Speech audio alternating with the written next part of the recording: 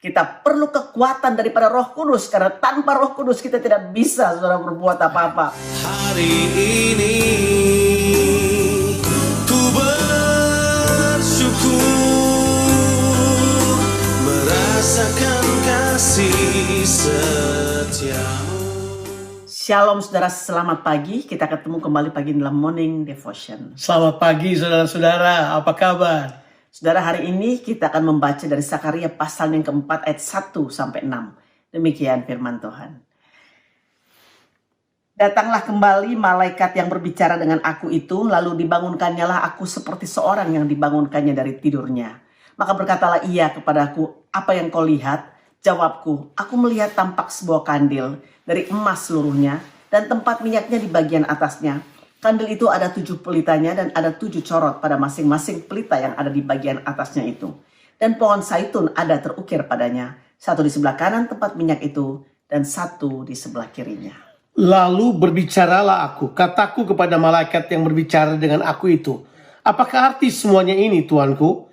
Maka berbicaralah malaikat yang berbicara dengan aku itu, katanya kepadaku, tidakkah engkau tahu apa arti semuanya ini?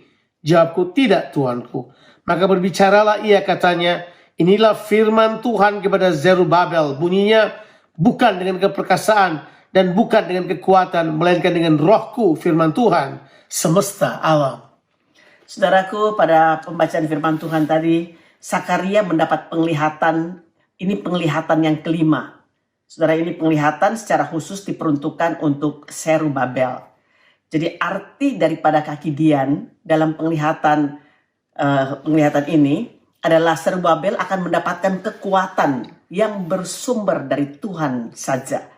Seperti penglihatan bahwa kaki Dian itu hanya bisa bernyala kalau kaki Dian tersebut menerima suplai minyak dari tempat minyak. Artinya saudara, dengan pengurapan kekuatan dan kemampuan dari Roh Tuhan, maka pembangunan bait suci akan berhasil. Penglihatan ini memang memiliki makna rohani buat kita, yaitu semua kita yang hidup dalam perjanjian baru. Kita sebagai orang perjanjian baru, saudara, adalah kaki Dian Tuhan ini adalah bekerja bersama-sama untuk secara individu bertanggung jawab untuk melakukan pekerjaan Tuhan dengan kekuatan dan pengurapan daripada Roh Kudus saja.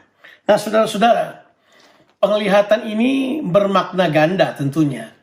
Yang pertama adalah firman Tuhan ini mau memberikan pengesahan pada Zerubabel, bahwa Zerubabel bin Shealtiel sebagai keturunan Raja Daud, dia membawa the lineage of the Messiah. Dia membawa pengurapan khusus yang turun ke atas Daud, turun-temurun. Dan mau diberitahukan bahwa Zerubabel sebenarnya memiliki pengurapan dari Tuhan itu.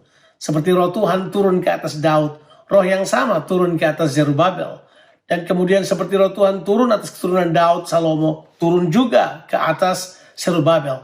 Jadi ini Tuhan mau berkata bahwa ini adalah soal perjanjian Tuhan dengan keturunan Daud. Dan sudah dikatakan bahwa bukan dengan kekuatan manusia, bukan dengan keperkasaan manusia, tetapi oleh roh Tuhan.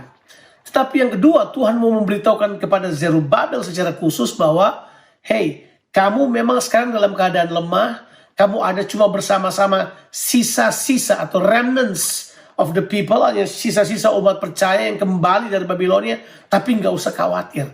Bukan dengan kekuatanmu, tetapi dengan kekuatan Tuhan. Bahwa kaki Dian itu ada tempat minyak atau bokor minyak yang di atas itu merupakan sumbernya. Tuhanlah sumbernya. Dia akan mengalirkan kepada orang-orang yang diurapinya dengan minyak pengurapan dari Roh Kudus turun ke atasnya. Buat Zerubabel ini adalah kekuatan dan peneguhan yang luar biasa. Amin, saudara. Kita perlu kekuatan daripada Roh Kudus. Amen. Karena seperti tempat minyak, saudara, atau bokor mengalirkan minyak, demikianlah Tuhan Yesus mencurahkan Roh Kudus bagi gerejanya. Amen. Untuk melaksanakan tugas dan tanggung jawab gereja untuk sungguh-sungguh melakukan pekerjaan amanat agung daripada Tuhan kita Yesus Kristus. Saudara, kita perlu pengurapan Tuhan. Kita perlu kekuatan daripada Roh Kudus. Karena tanpa Roh Kudus kita tidak bisa, saudara, berbuat apa-apa. Untuk itu kita perlu dibaptis. Kita perlu sungguh-sungguh penuh dengan kuasa Allah dan tempat yang maha tinggi ini, yaitu Roh Allah yang maha kudus. Untuk dapat memampukan kita untuk melakukan tugas pelayanan kita. Memang ada banyak orang yang nggak mengerti ini. Ada banyak orang yang tidak paham hal ini. Makanya seperti Sakaria bilang, apa ini ya? Apa ini? Ada banyak orang yang bertanya mengenai apa ini. Seharusnya ini saatnya kita mengerti bahwa era ini adalah era Roh Kudus dicurahkan. Zaman Roh Kudus dicurahkan. Di mana orang akan penuh dengan Roh Kudus. Umat Tuhan akan mengalami empower dari Roh Kudus. Akan mengalami sebuah pemberdayaan yang dahsyat. Roh Kudus sedang tercurah. Roh Kudus telah dicurahkan dan sekarang sedang tercurah atas semua orang percaya, supaya orang percaya akan melaksanakan amanat agung Tuhan Yesus Kristus. Mereka akan berdiri teguh dengan pengurapan dari tempat yang maha tinggi. Semua kita akan berkata seperti Yesus, Roh Tuhan Allah ada padaku, karena Dia telah mengurapi aku. Dan pergi kepada orang miskin, orang yang terpenjara, kepada orang yang terbelenggu. Itu berita pembebasan, berita kelepasan yang datang dari Tuhan. Bukan dengan kekuatan, bukan dengan gagah kita, tapi oleh Roh Tuhan.